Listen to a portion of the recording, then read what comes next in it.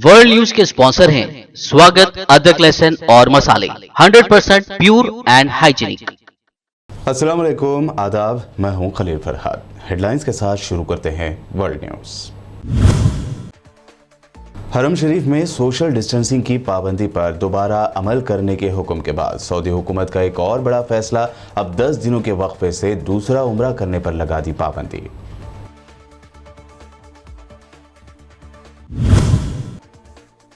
तालिबान ने साबिक अफगान सदर अशरफ गनी के कत्ल कर देने के दावे को बताया झूठ। कहा, साबिक सदर को कत्ल करने का नहीं था कोई मंसूबा। साबिक हुकूमत के सिक्योरिटी एहलकारों को भी अभी तक कोई नुकसान नहीं पहुंचाया गया।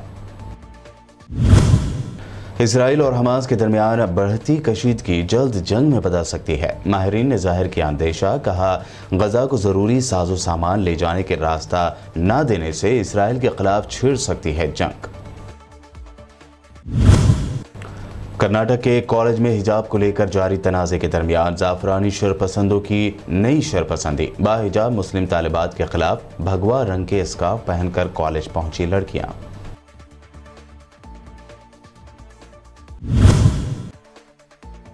मुस्लिम खवातीन को टारगेट करने वाले बुलीबाई ऐप के मामले में उत्तराखंड से मयंक नामी नौजवान गिरफ्तार। अब तक 3 अफराद को किया जा चुका है इस मामले में गिरफ्तार।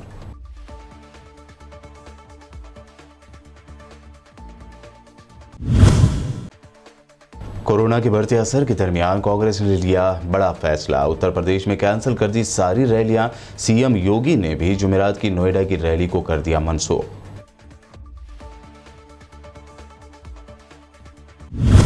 ये थे हेडलाइंस। बढ़ते हैं खबरों की तफसील की जानिब। एक अरसे के बाद हरम शरीफ में नमाज के दौरान सोशल डिस्टेंसिंग ख़त्म कर दी गई थी। ताहम फिर एक मरतबा पिछले दिनों कोरोना के बढ़ते केसेस के बाद ये पाबंदी दोबारा लागू कर दी गई है।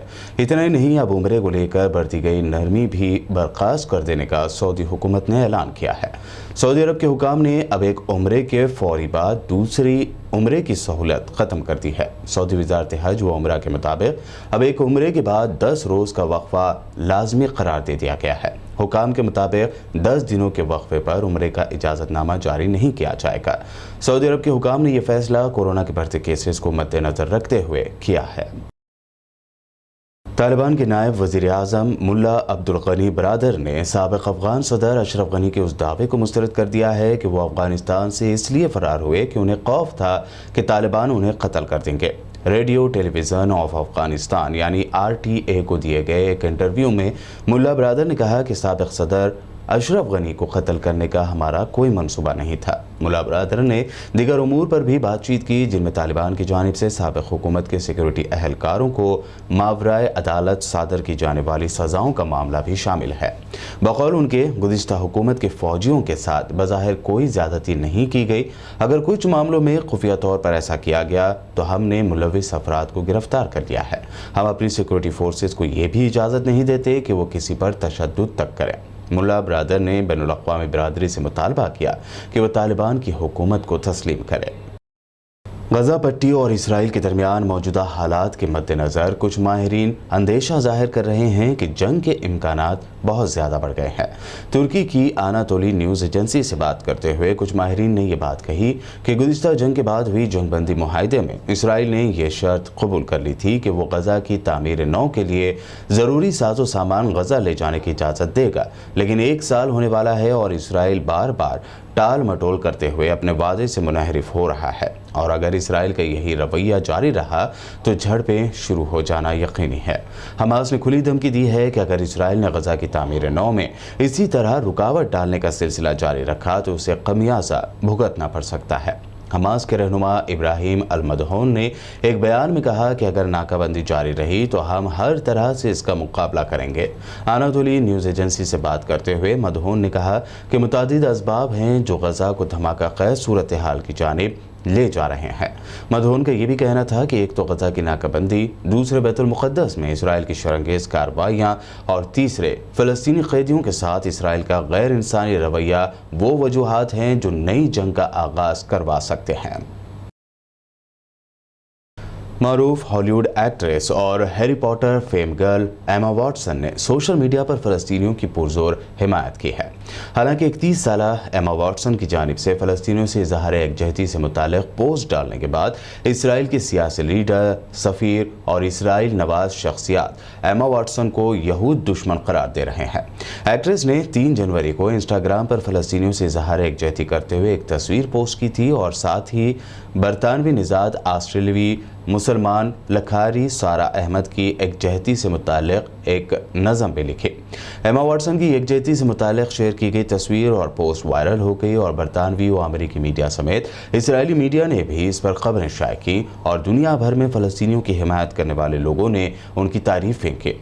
एमा वॉटसन की मज़कूरा पोस्ट को जहां दुनिया भर की तवज्जो हासिल हुई, वहीं इसराइली सियासतदान और यहूदी लोग उनसे खफा भी दिखाई दिए और बाज़ अफराद ने उन्हें यहूद दुश्मन भी करार दिया। बता दें कि हैरी पॉटर में लोगों का दिल जीतने वाली एमा वॉटसन 2014 से अक़वाम मुत्तहिदा यानी UN में ख़वातीन की खैर सगाली सफ़ीर हैं। उनकी मारूफ मुहिमात में सिनफ़ी बराबरी को फ़रोग़ देने से मुताल्लिक़ ही फॉर शी और यकजहती मुहिम शामिल है। एमा वॉटसन से पहले भी मुतादिद हॉलीवुड शख्सियात और नामवर अफराद भी फ़लस्तीनियों के हक़ में आवाज़ बुलंद कर चुके हैं।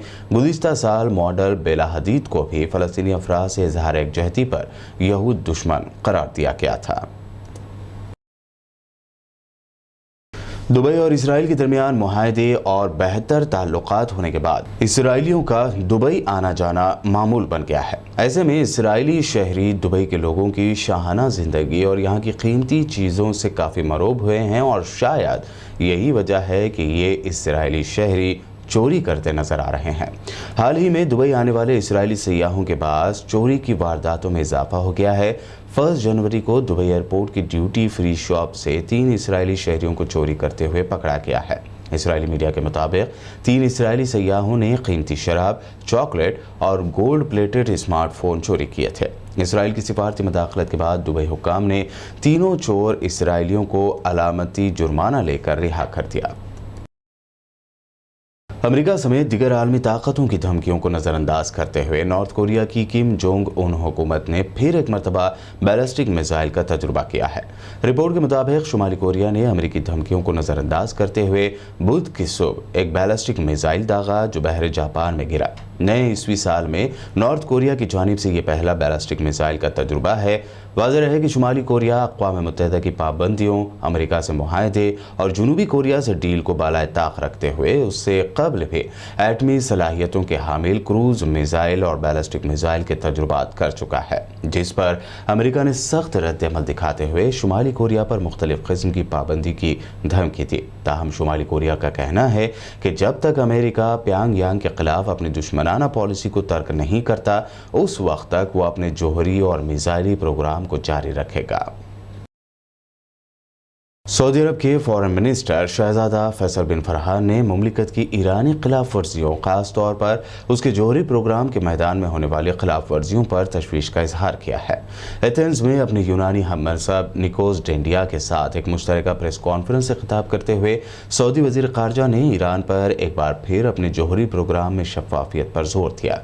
सऊदी वजीर ने निशानदही की कि ईरान की खिलाफ वर्जियाँ तेहरान के उस दावे से मुतसादिम है जिसमें उसका कहना है कि उसका जोहरी प्रोग्राम पूरा मन मकासद के लिए है। उन्होंने ईरान को जोहरी हथियारों के हुसूल से रोकने के लिए बैनुल अक़वामी कोशिशों के लिए मुमलिकत की हिमायत पर जोर दिया। दुनिया में अमेरिका और रूस सबसे बड़ी आलमी ताकत होने का दावा करते हैं, लेकिन चीन को इस फहरिस्त से अलग रखना या उसकी बरतरी भी तस्लीम न करना हजम नहीं होता है। ऐसे में माहिरीन ने इम्कान जाहिर किया है कि चीन आने वाले 5 सालों में अमेरिका से काफ़ी आगे निकल जाएगा। तस्याकार पेशगोई कर रहे हैं कि चीन आने वाले 5 सालों में अपनी इकनॉमी यानी मईशियत को अमेरिकी मईशियत से आगे ले जाने के लिए माजी की तरह बरामदात पर इन्हिसार करने के बजाय मुल्की सरमायाकारी, आला टेक्नोलॉजी की तैयारी और अंदरून मुल्क खपत पर इन्हिसार में इजाफा करेगा। बरतानिया में centre for economics and business research CEBR की पेशगोई है कि चीन की मईशियत, जो इस वक्त दुनिया में दूसरे नंबर पर है, 2030 में दुनिया की सबसे बड़ी इकोनॉमी यानी मईशियत अमेरिका से आगे निकल जाएगी। यही पेशगोई एक और मालियाती कंपनी एवलर हर्म्स ने भी की है। तेहरान के जरिए इस्तांबुल और इस्लामाबाद के दरमियान करीब 10 सालों बाद चलने वाली ट्रेन लाहौर, तफ्तान और जहदान से होती हुई अंकारा पहुंच गई। मालबरदार ट्रेन ने अपने 17 रोज़ का सफ़र 13 रोज़ में मुकम्मल किया, जबकि दूसरी ट्रेन भी तुर्की के रास्ते पर रवां है। पाकिस्तान रेलवे डायरेक्टर इम्तियाज़ अहमद ने मीडिया को बताया कि 21 दिसंबर को इस्लामाबाद से पहले मालबरदार ट्रेन रवाना हुई, जो पीर की शाम तुर्की के शहर अंकारा पहुंची, जिसमें दिगर साजो सामान के साथ बड़ी तादाद में पिंक नमक भी बड़ी तादाद में मौजूद था। उन्होंने बताया कि मंजिल पर पहुंचने से पहले ट्रेन में मौजूद सामान को ईरानी तुर्क रेल गेज सिस्टम के जरिए दूसरे बोगियों में मुंतकिल किया गया। उन्होंने ये भी कहा कि हमें उम्मीद है कि पाकिस्तान से तुर्की मुख्तलिफ साजो सामान भी भेजा जाएगा और मालबरदार ट्रेन भेजने वाले इस पर काम कर रहे हैं। तुर्की की मुकामी वैक्सीन तुर्कोवेक, जो नई वबा कोरोना वायरस के खिलाफ तैयार की गई है, ओमिक्रॉन वेरिएंट के खिलाफ भी तहफ़्फ़ुज़ फराहम करती है, यानी ओमिक्रॉन पर भी ये तुर्क वैक्सीन असरअंदाज है। तुर्क वैक्सीन इंस्टीट्यूट के सदर और वजारत सेहत की कोरोना वायरस साइंटिफिक कमेटी के मेंबर प्रोफेसर आतिश कारा ने कहा है कि कोविड-19 का ओमिक्रॉन वेरिएंट दिगर अक़साम के मुकाबले ज़्यादा तेज़ी से फैल रहा है। इस सिलसिले में तुर्कोवीक वैक्सीन को भी ज़्यादा मौसर बनाया जा रहा है। उन्होंने कहा कि वो शहरियों की तरफ से मुकामी वैक्सीन में दिखाई जाने वाली दिलचस्पी से मुतमईन है। उन्होंने ये भी कहा कि जब हमारे पास मौजूदा डेटा से तुर्कोवीक का मवाजना करते हैं तो उससे साबित होता है कि ये ओमिक्रॉन के खिलाफ तहफ़्फ़ुज़ भी फराहम करता है। बुलेटिन में वक्त हुआ है एक शॉर्ट ब्रेक का। जल्द लौटेंगे और देखेंगे अहम नेशनल न्यूज़।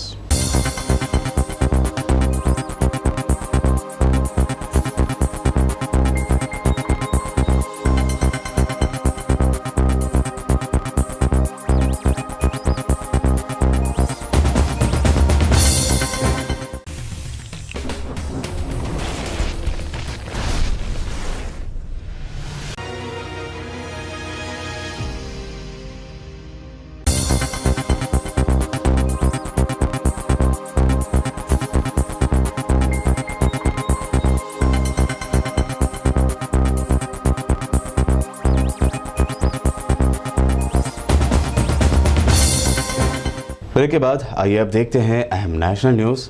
कर्नाटक के कोपा में वाक़ सरकारी कॉलेज के मैनेजमेंट के सामने उस वक्त अजीब सूरत हाल पैदा हो गई जब यहाँ के तालिबात के एक बड़े ग्रुप ने मुबैना तौर पर हिजाब पहनकर आ रही मुस्लिम लड़कियों की मुखालफत करने के लिए भगवा रंग के स्कार्फ पहनकर क्लास में हाजिरी थी। उनके साथ भगवावादी नौजवानों की भी बड़ी तादाद थी जो गले में भगवा रुमाल डाले हुए थे। बालागाड़ी में वाक़ सरकारी डिग्री कॉलेज ने मुबैना तौर पर शुरुआत में स्टूडेंट्स को भगवा स्कार्फ यानी ज़ाफ़रानी स्कार्फ पहनकर क्लास में आने की इजाज़त दे दी थी और लड़कियों को हिजाब नहीं पहनकर आने को कहा था। लेकिन अब उसने 10 जनवरी तक सभी को अपनी ख्वाहिश से कुछ भी पहनकर आने की इजाज़त दे दी है। कॉलेज के प्रिंसिपल अनंत मूर्ति ने कहा कि हम 10 जनवरी को सरपरस्तों और टीचर्स की मीटिंग कर रहे हैं, जिसमें अवामी नुमाइंदे भी शामिल होंगे। इस मुद्दे पर जो फैसला होगा उस पर सभी को अमल करना होगा। उन्होंने कहा कि 3 साल पहले इसी तरह की एक मीटिंग में फैसला लिया गया था और सभी अभी तक उस पर अमल कर रहे हैं। मुस्लिम खवातीन को टारगेट करने वाले ऐप बुली बाई के खिलाफ कार्रवाई की जा रही है। ऐसे में कल उत्तराखंड से इस ऐप की मास्टरमाइंड को अरेस्ट करने के बाद आज इस सिलसिले में उत्तराखंड ही से एक और गिरफ्तारी हुई है। एक ओहदेदार ने बताया कि मुंबई की साइबर पुलिस ने मयंक नामी नौजवान को गिरफ्तार किया है। साइबर सेल ने इससे पहले उत्तराखंड से ही एक लड़की 19 साला श्वेता सिंह को गिरफ्तार किया था, जिस पर मास्टर माइंड होने का इल्ज़ाम लगा है। जबकि इससे पहले बेंगलुरु से 21 साल के इंजीनियरिंग स्टूडेंट विशाल कुमार झा को गिरफ्तार किया गया था। बता दें कि इस ऐप पर 100 बाअसर मुस्लिम खवातीन की फ़ोटो डालकर उन्हें नीलाम करने की घिनौनी साजिश रची गई थी। इंटरनेशनल मार्केट में खाम तेल यानी क्रूड ऑयल की कीमतों में बड़ी गिरावट आने के बावजूद पेट्रोल और डीजल की कीमतें कम नहीं की गई हैं, जिस पर कांग्रेस लीडर राहुल गांधी ने शदीद नाराज़गी जाहिर की है। उन्होंने आज एक अखबार में शाये रिपोर्ट का फोटो पोस्ट करते हुए ट्विटर पर लिखा कि बहुत हो चुका, अब तो पेट्रोल डीजल की कीमतें कम करो। इसी के साथ उन्होंने जो अखबार की तस्वीर डाली है उस पर हेडिंग दी गई है, क्रूड ऑयल $7.3 सस्ता हो गया, कंपनियां कीमतें कम करें तो पेट्रोल $8 मज़ीद सस्ता हो सकता है। इस ट्वीट के साथ राहुल गांधी ने #फ्यूल लूट इस्तेमाल किया है। बता दें कि मुल्क भर में पिछले करीब 2 महीनों से पेट्रोल और डीजल की कीमतों में कोई तब्दीली नहीं की गई है। ये कीमतें अपनी इंतहाई कीमतों पर ही मौजूद है। ताहम क्रूड ऑयल की कीमतों में लगातार कमी के बावजूद लोगों को पेट्रोल और डीजल ऊंची कीमतों में ही हासिल करना पड़ रहा है। उत्तर प्रदेश असेंबली इलेक्शन की तशहीरी मुहिम जोरों से जारी थी। ताहम ऐसे में कोरोना के बढ़ते असर के दरमियान कांग्रेस पार्टी ने अपनी सभी चुनावी प्रोग्राम को कैंसिल कर दिया है। ये फैसला यूपी के बरेली में कांग्रेस की लड़की हूं लड़ सकती हूं मैराथन में सैकड़ों की तादाद में बिना मास्क के लड़कियों और खवातीन के हिस्सा लेने और भगदड़ जैसे हालात बनने के बाद लिया गया है। वहीं रियासत के वजीर आला योगी आदित्यनाथ ने भी नोएडा में जुमेरात को होने वाली रैली कैंसिल कर दी है। बताया जा रहा है कि नोएडा में कोरोना के बढ़ते केसेस की वजह से ये फैसला लिया गया है। कांग्रेस ने आज उत्तर प्रदेश में टीचर्स के लिए भर्ती की मांग करते हुए योगी सरकार के खिलाफ एहतजाज कर रहे नौजवानों के 2 वीडियो पोस्ट किए हैं। कांग्रेस ने इस पोस्ट में लिखा कि यूपी बीजेपी हुकूमत के इश्तिहारात में रोजगार की भरमार है, लेकिन 97,000 टीचर्स की भर्ती की मांग के लिए एहतजाज कर रहे नौजवान इश्तिहारी भाजपा की पोल खोल रहे हैं। कांग्रेस ने दूसरे वीडियो पोस्ट करते हुए लिखा कि बीजेपी की नफरत वाली सियासत अब नौजवानों को असली मुद्दों से नहीं भटका पाएगा। नौजवानों के लिए असली मुद्दा रोजगार है। वजीर आजम समझ लें, अब नौजवान को रोजगार चाहिए, जुमला नहीं। इसके अलावा एक और वीडियो में एहतजाजियों पर पुलिस की जानिब से लाठियां बरसाए जाने के बाद का माहौल दिखाते हुए कांग्रेस ने लिखा कि ये यूपी है, यहाँ रोजगार मांगने पर, भर्ती की मांग करने पर लाठियां मिलती हैं। इस वीडियो में लाठीचार्ज में जख्मी एक नौजवान को भी बताया गया है।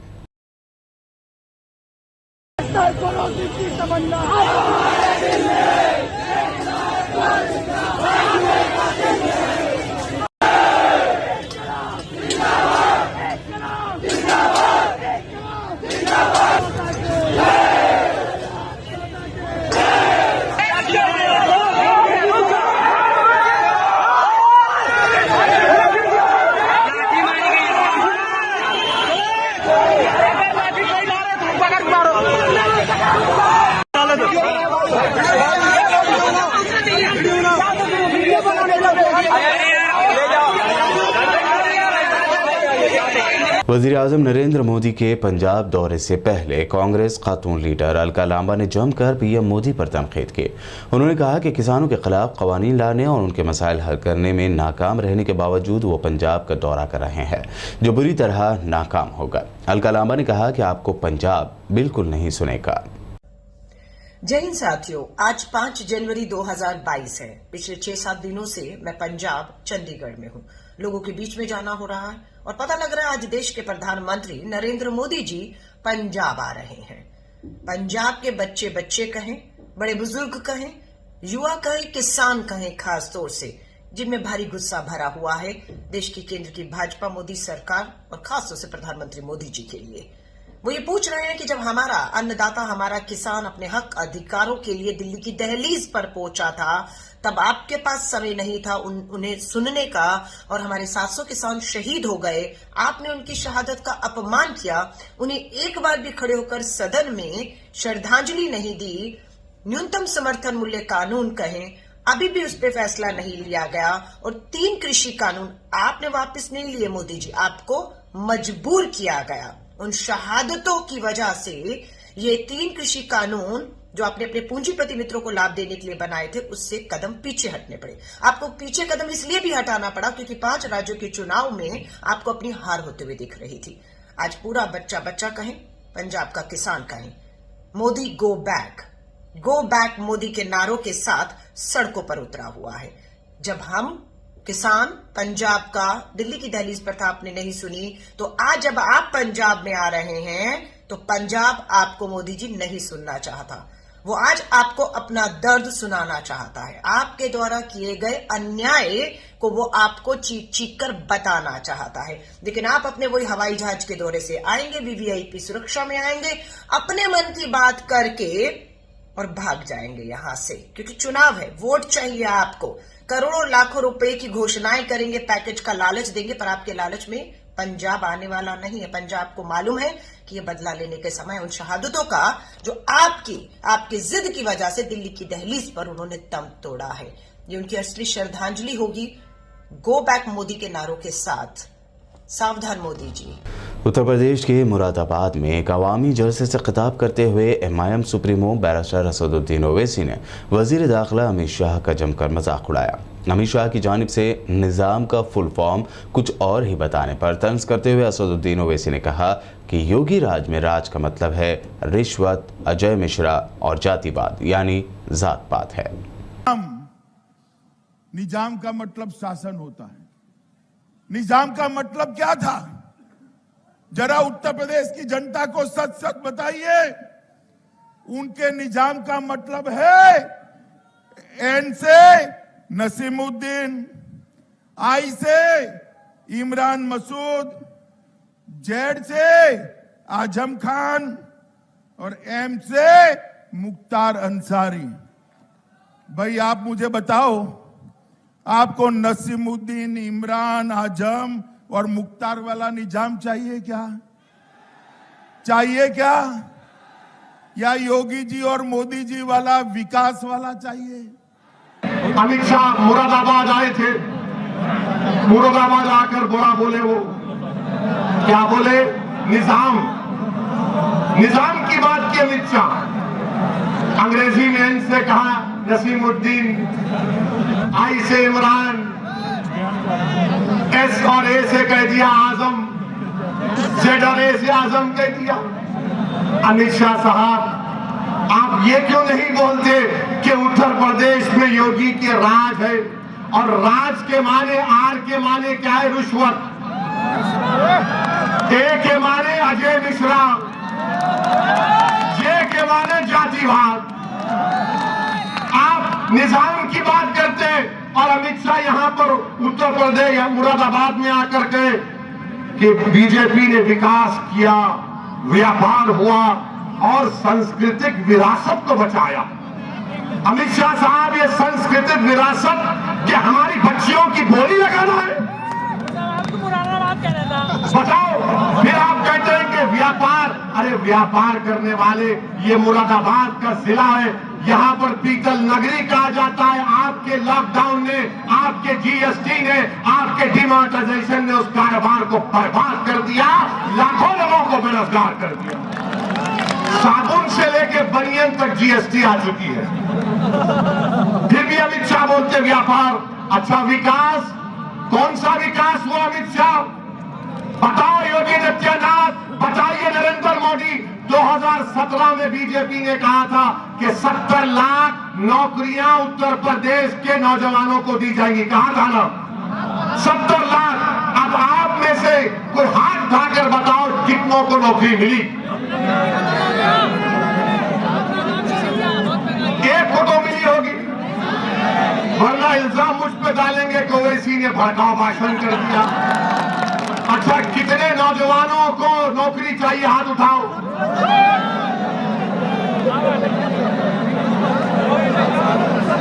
कितनों को चाहिए नौकरी? नीचे रख दो हाथ। अब ये उंगली उठाओ। जब वोट डालने जाओगे, जहां पर पतंग देखेगा उसको दबाओ, दबा के। ये बाबा को जब मालूम होगा। आखिर में हेडलाइंस पर एक और नजर। हरम शरीफ में सोशल डिस्टेंसिंग की पाबंदी पर दोबारा अमल करने के हुक्म के बाद सऊदी हुकूमत का एक और बड़ा फैसला। अब 10 दिनों के वक्फे से दूसरा उम्रा करने पर लगा दी पाबंदी।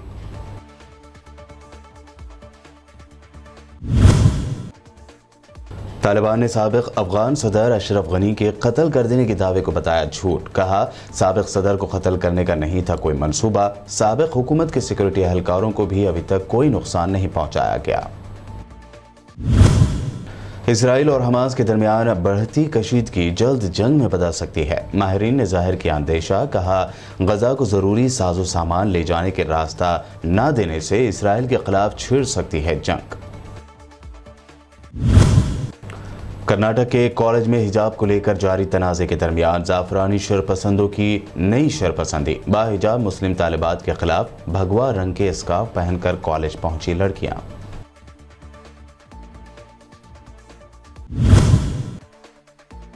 मुस्लिम खवातीन को टारगेट करने वाले बुलीबाई ऐप के मामले में उत्तराखंड से मयंक नामी नौजवान गिरफ्तार। अब तक 3 अफराद को किया जा चुका है इस मामले में गिरफ्तार।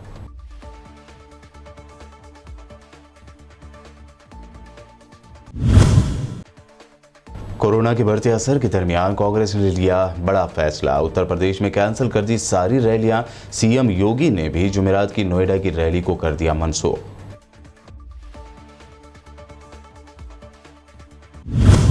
वर्ल्ड न्यूज में ये थी अब तक की अहम इंटरनेशनल और नेशनल न्यूज। देखते रहिए PPN चैनल।